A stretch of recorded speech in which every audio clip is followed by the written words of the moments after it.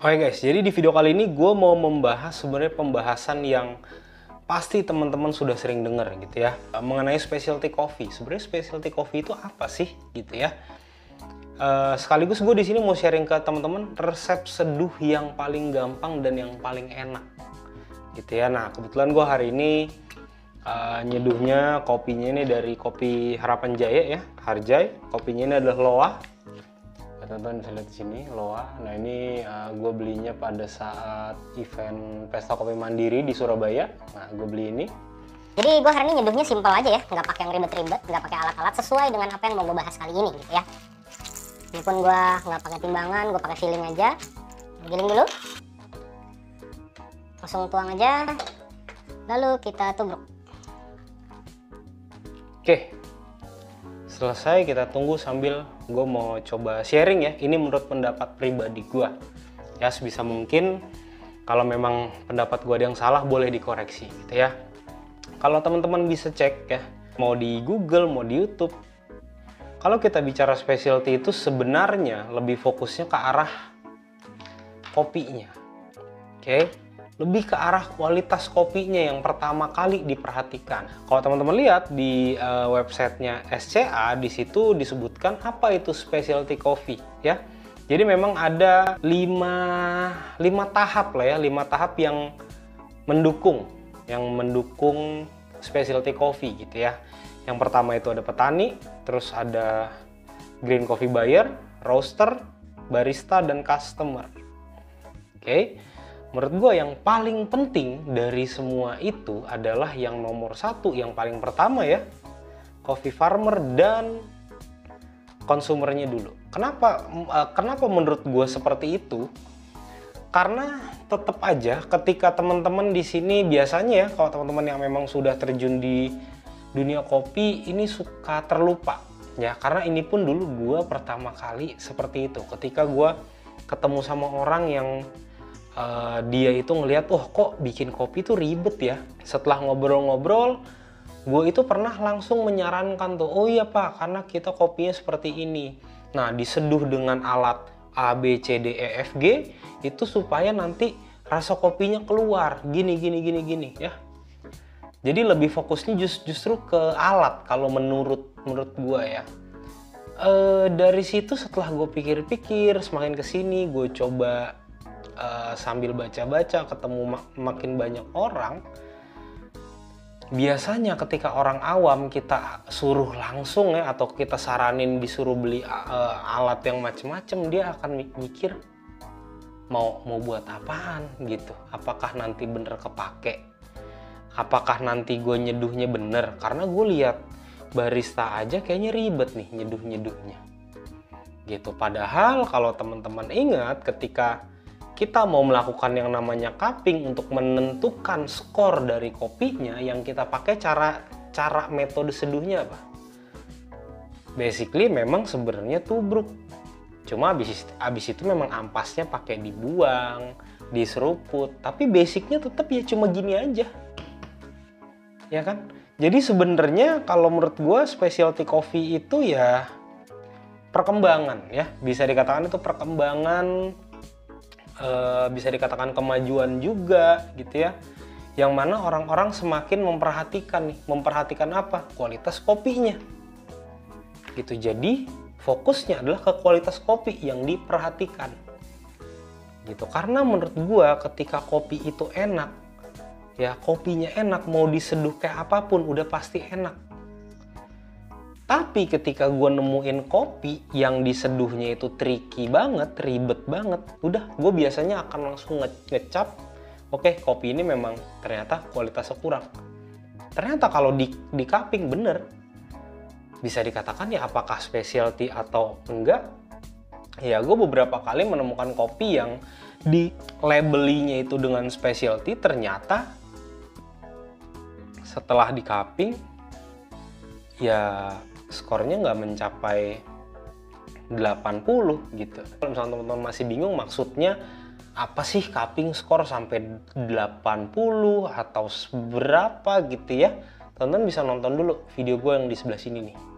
Itu sudah gue jelaskan sebenarnya dalam penilaian kopi itu caranya seperti apa gitu ya. Karena buat gue kalau kopi itu memang enak, nggak usah dimacem-macemin, ditubruk pun enak sih ya. Karena apa ya, balik lagi, tier pertama yang bisa menciptakan specialty coffee itu ya pasti pertama si farmernya. Dan kenapa yang terakhir customer?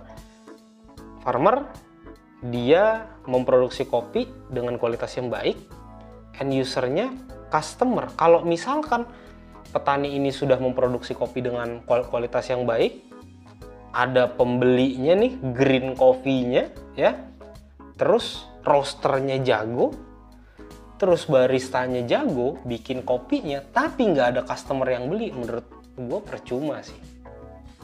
Jadi kalau menurut pendapat gue pribadi ya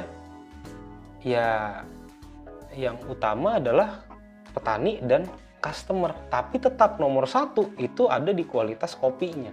Jadi kayak sebenarnya tuh kita fokus ke specialty coffee ini lebih ke arah mana gitu. Memang ketika kita bicara dengan banyaknya perkembangan alat-alat kopi, mesin kopi, itu memang bisa dikatakan lebih memaksimalkan potensi kopi yang ada gitu. Tapi at the end of the day tetap semuanya itu akan fokusnya ke arah kopinya gitu. Jadi menurut gue kalau misalkan nanti temen-temen ya, kayak temen-temen barista terus ketemu sama customer yang memang dia belum bener-bener paham soal kopi tapi dia kelihatannya tertarik, mungkin boleh mulai dicoba approach-nya ke arah, iya kak, kalau memang mau ngopi di rumah beli aja deh biji kopinya dan grinder. Alasannya apa? Karena basic banget gini loh, ketika temen-temen beli segala sesuatu, kalau kita di sini bicara kopi, dia sudah digiling, ya kita nggak pernah tahu itu isinya apa-apa aja.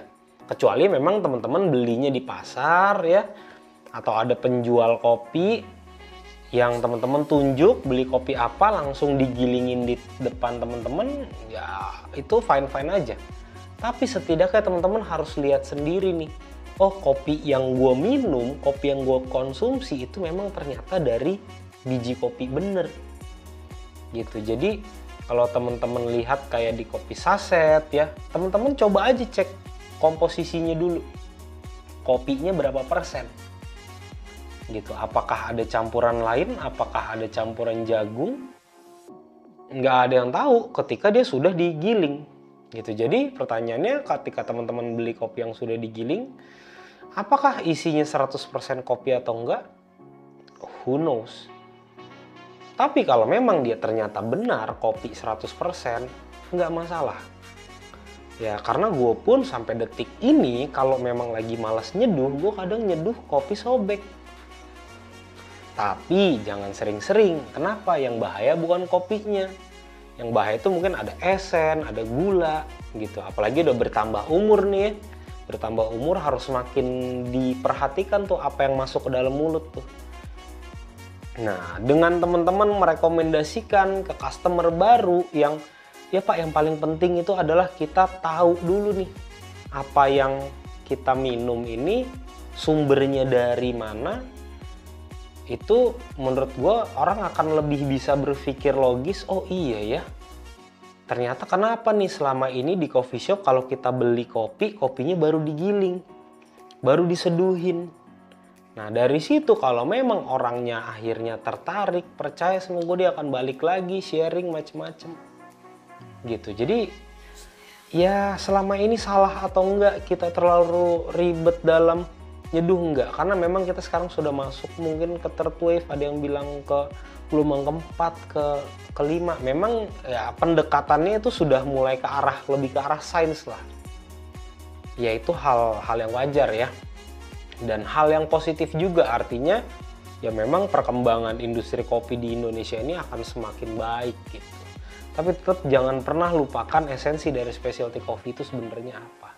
Intinya adalah semua proses dari hulu ke hilirnya itu diperhatikan. Maka dari itu kalau misalnya teman-teman lihat Di kemasan kopi ini sudah pasti ada nama daerahnya, ya mungkin ada nama kecamatannya, ketinggiannya, prosesnya apa, mungkin ada nama petaninya, ada kartunya, itu akan semakin jelas.